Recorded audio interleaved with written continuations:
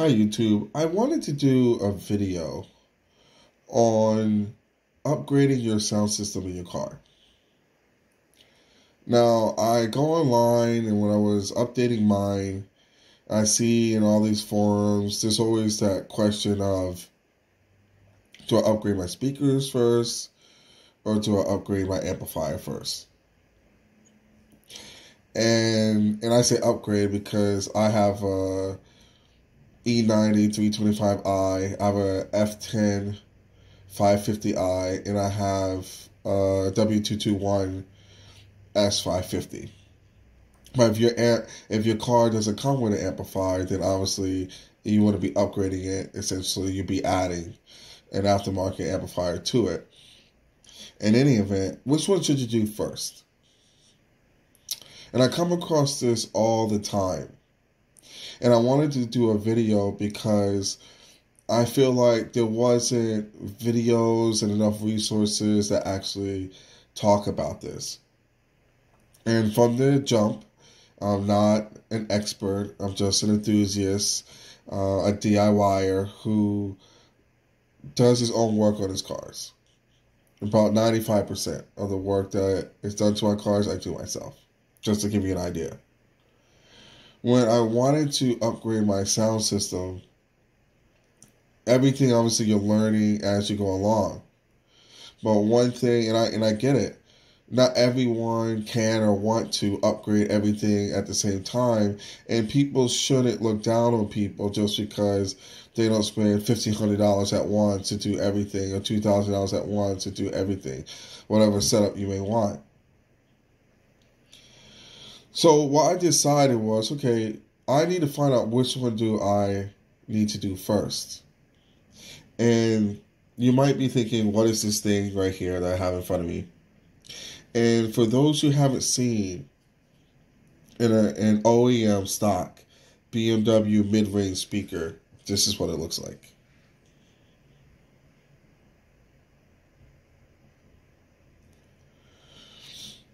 Okay, now this is what BMW calls their hi-fi audio system. These are the mid-range speakers for it.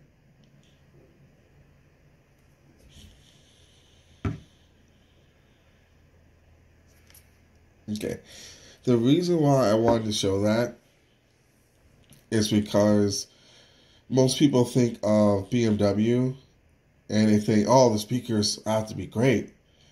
Speakers are premium.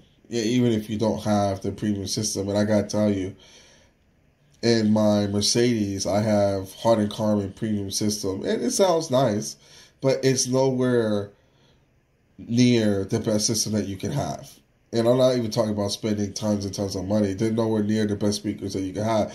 An average aftermarket system will beat that premium stock system.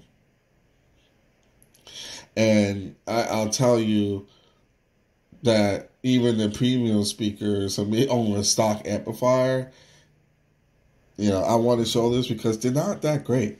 And if you see here, the cone is paper.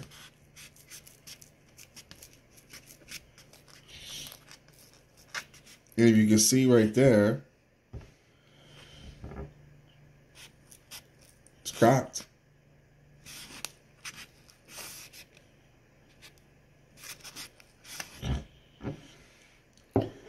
So if you never popped the door panel off and took out one of your mid-range speakers, that's what it looks like. So, back to the reason why I'm doing this video in the first place is because I see so often online that people elect to upgrade their amplifier first, which just seems asinine to me. Because you're pushing more power to essentially a crappy speaker. I mean, let's just call it what it is. A stock system like this, it's okay. It sounds okay when you get it, but the reality is the stock system is crap. It's crap. And you don't realize it until you upgrade your system. How bad these speakers are. And BMW, you think, why wouldn't BMW put in good speakers? Well, because they get a higher profit margin if they put in less quality speakers. Simple. So what I did, and you can pick any speakers that you want, a combination, things like that, but I put ALPINES in my 325i E90 with the stock amplifier. And I have to tell you that the increase in the system, I would say, was about threefold. It sounded 3 times better just with upgraded speakers and the stock amplifier. Now, I know what the haters are going to say, the ones that like to upgrade the amplifier first. Oh, it's not enough power for those speakers. You're underpowering the speakers.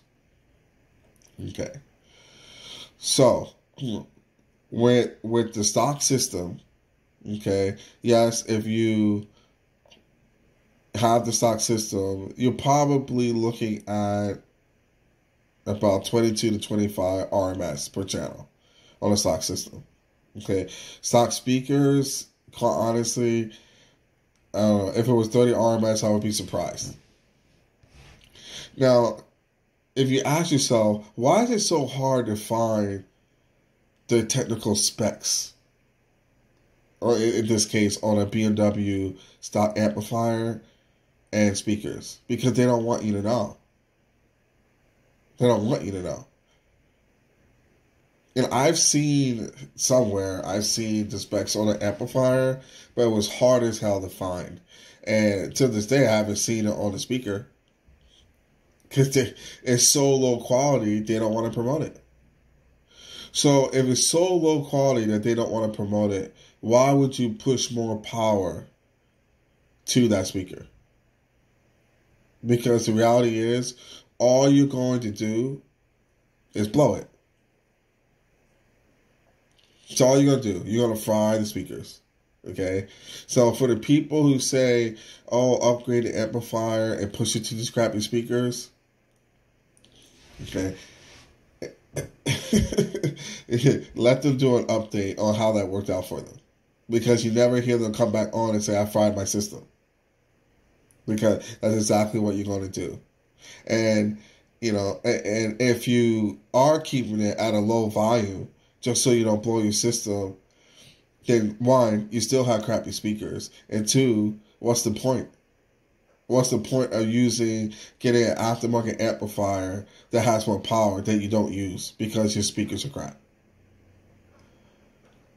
Now, at least the other way around, yes, at a very high volume, almost maxing it out, is there some clipping? Yes. But I can tell you that it's so loud, you'll rarely ever want to put it up that loud. And the only reason that I've done it is on certain songs that I have on a CD, that was burned on a CD, that were low quality. So you're putting the volume up because the sound quality on the CD, you know, isn't as good as like a professional CD. If it was a professional CD, you would never have to turn it up that loud where you would experience the clipping.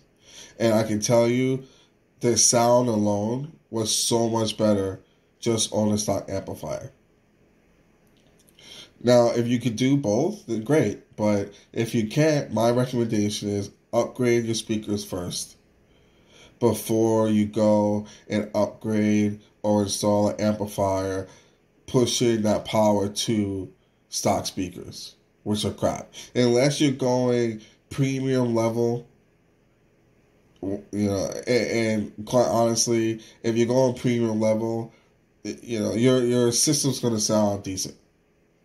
You know, unless you just want to, you know, tear it out and do everything, you know, new to it for whatever reason. But if you have a premium system, it's going to sound decent. So it's one of those things where some things just make sense. And I see all these people say, oh, put an amp, push more power to it. Oh, you need more power. Well, you're pushing more power to an inferior product, which absolutely makes no sense.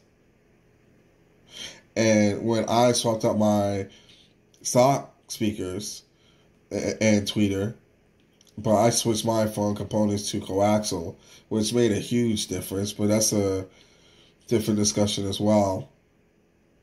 It sounded 3 times better. I've been riding that way for 2 years because, quite honestly, it sounded fine.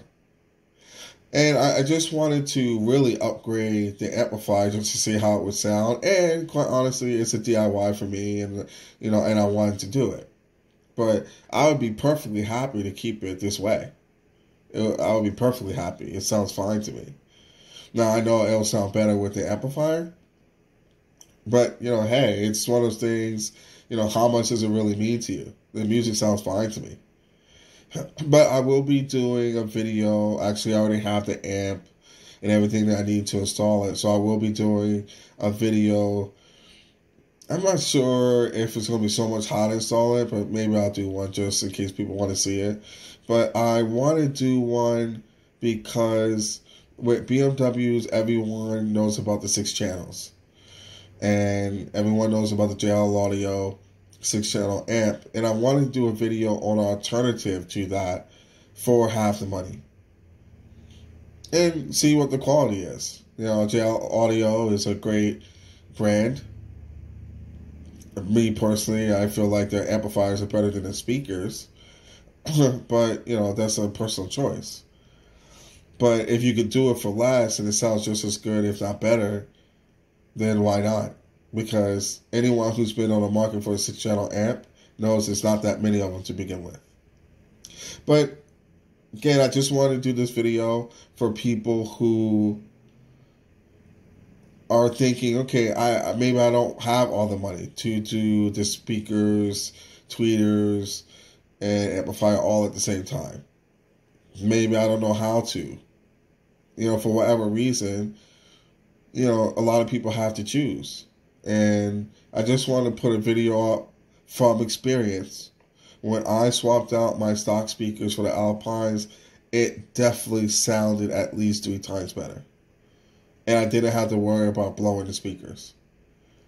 And again, the clipping only happened on max volume, which I rarely go to. Once in the blue moon, and quite honestly, it's too loud. Even when it happens. And, will I be putting in an amplifier? Like I said, I will. But I've been riding 2 years this way because it sounds fine. And I've gotten compliments from other people saying, what are you running? And they don't even believe that it's a stock amplifier. But it is. All I did was change out the speakers. So hopefully this gives you some insight onto what you might do. If you're wondering, if you have any questions, hopefully this video helped you out. I wanted to show what a BMW mid-range speaker looks like, just so you know. So when they say BMW quality, this is what they're talking about. This cheap code right here. And you see the magnet on the back. And even though it's a 4-inch mid-range speaker, it's a small magnet. So, and one thing I did on my E90 325i is I took out the 4s and put in 5 1/4s. And let me tell you, it made a heck of a difference.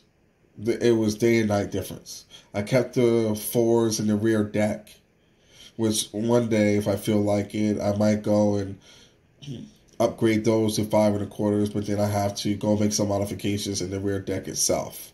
And probably put some MDF or something in there for support. But sounds great. So YouTube, hopefully this video was helpful, and I'm thinking about maybe throwing up a channel, putting some videos up, every now and then. If you like this video, definitely subscribe, give me a thumbs up, give me some feedback. It's my very first one that I recorded. I'm not sure if it's the very first one I'm going to put up. But I want to put content up that actually helps people. And again, I'm not an expert. I'm no professor. These people go online and claim to be experts, and you do it yourself, and you realize they're wrong, and they're pretending to be experts. But I wanted for someone that really is deciding, okay, should I do an amp or speakers? And again, there's also another component to this where throw a subwoofer in. And it kills me when they choose between speakers, amplifier, and subwoofer, and they want to go and put a subwoofer in first. It kills me. It really kills me. Which is really one of those things where, I mean, you're going to need an amp to power anyway, but to actually want to put a subwoofer in before you even do your speakers, it makes no sense to me. It makes no sense whatsoever, to me. But again, that's just my opinion. But enjoy the video. Hope the content discussion helped out. And, I'll see you in the next video. Thanks. Bye.